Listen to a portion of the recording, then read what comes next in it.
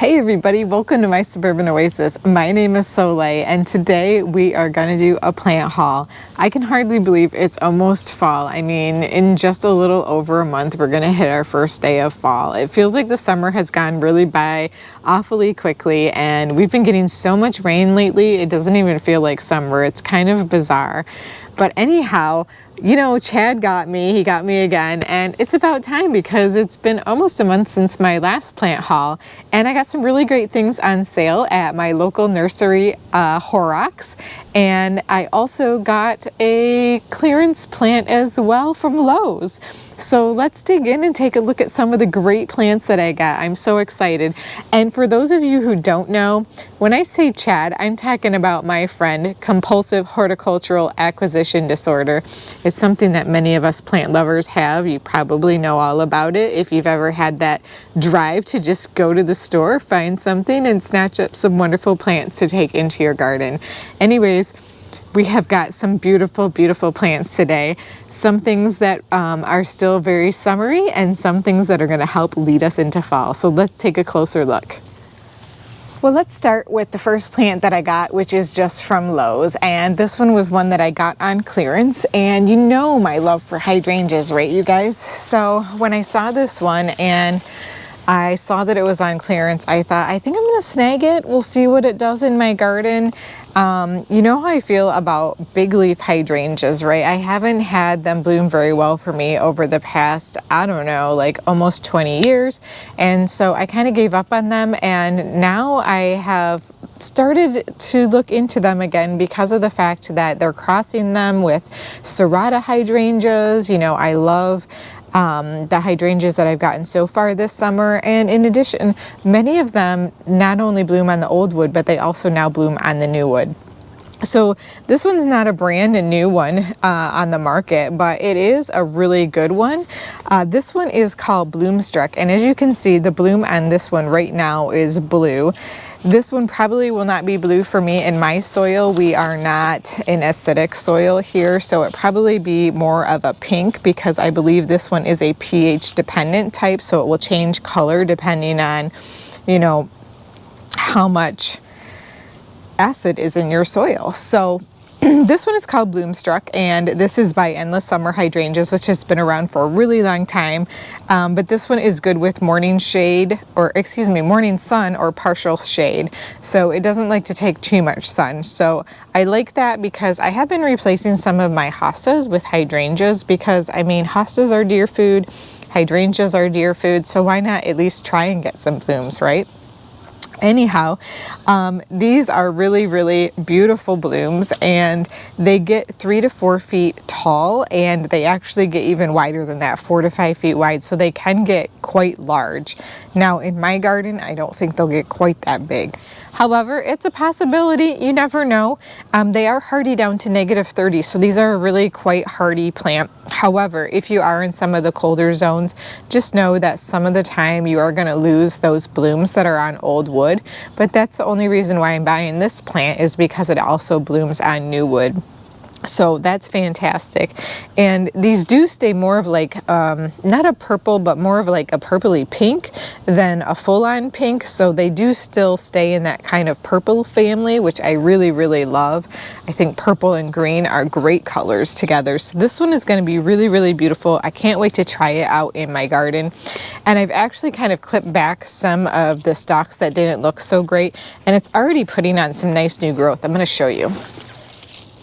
So if you can see on the end of that, top of that right there, we're starting to put on some nice new leaf buds, and it's kind of doing that all throughout this plant. So I think it's happy, and I'm really thrilled about that. I have it on the north side of my house right now, just sitting in a pot, waiting for the right time to transplant. And the right time to transplant is going to be this fall. I actually see a period of kind of a heat wave coming up here shortly, and so we're going to get through that before we start planting. Probably will be sometime in September. All right, next up we're going to start with our annuals that I got at Horrocks. So Horrocks is a local nursery. They actually are also a beer garden. They have a wonderful array of all sorts of craft beers and wines, and then they also sell wonderful fresh farm food. But one of the wonderful things is they have these great greenhouses, and so I was able to pick up some annuals that were 50% off that actually have a really strong fall vibe to them. So I was excited to get some sale plants in preparation for the fall. And this is a sweet potato vine that I actually got, gosh, I want to say I got this one last year. Anyways, it doesn't necessarily have a name on it in terms of the variety that it is, but you can just tell that it has some really beautiful colored foliage on it. And this is an annual, but it's going to be a beautiful trailer, and I can't wait to use it in a planter. And so I did get 2 of these. I think these were something like, I don't know, maybe $5 or something, half off. So I thought it was a great deal. And I just love kind of that coppery color with the burgundy purple. It's gorgeous.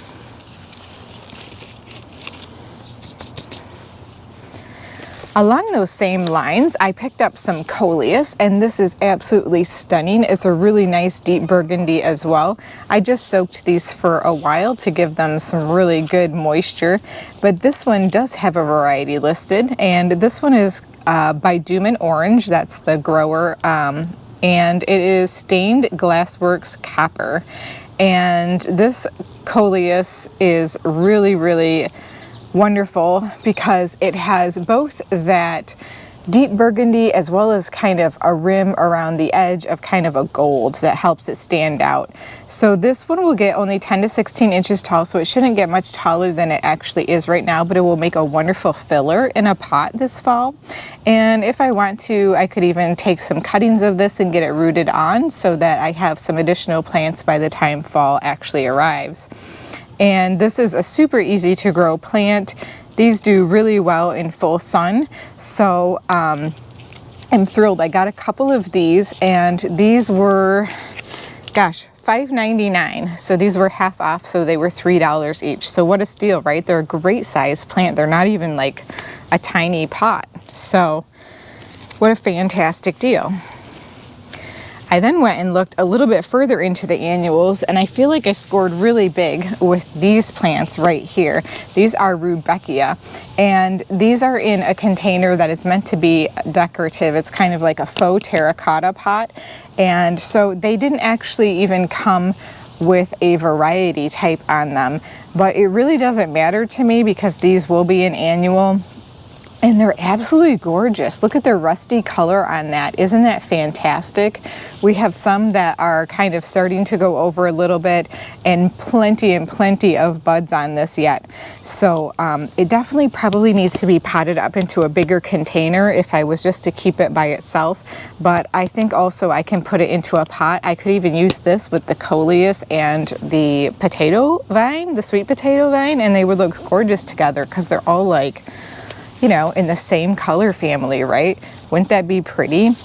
It might end up being a little too dark though if I combined all of those. So we might separate them. I don't know. I don't have a plan yet. That's kind of what Chad does to you. You see beautiful plants and you buy them, and then you have to figure out what it is you're going to do. All right, well, moving on to perennials that I got from Horrocks. I have a couple of those as well, and I'm super excited. I've got something else for the shade garden, you guys. Look at this fern. Isn't that pretty? So this one is called Jurassic Gold, and it is a hardy fern, and it gets 18 to 24 inches tall, and it's 15 to 8 inches wide. So this is probably just about the size that it is, except for some of the fronds are a little bit kind of fried.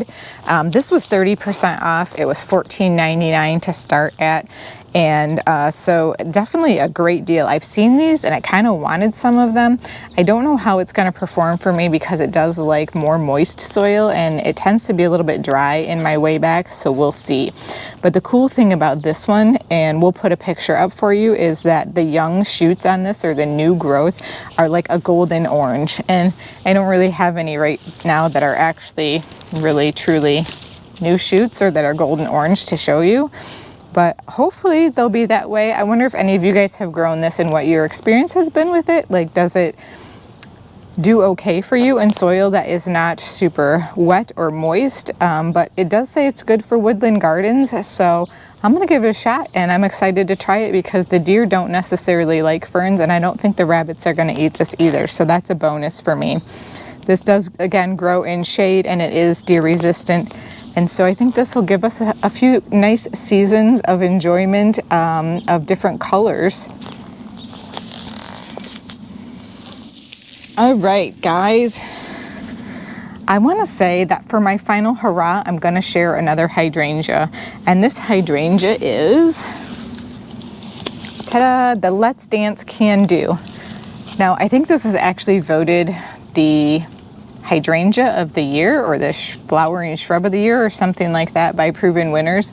Anyways, I got one of these last year and I planted it in my garden, and this is a macrophylla hydrangea crossed with a serrata or mountain hydrangea.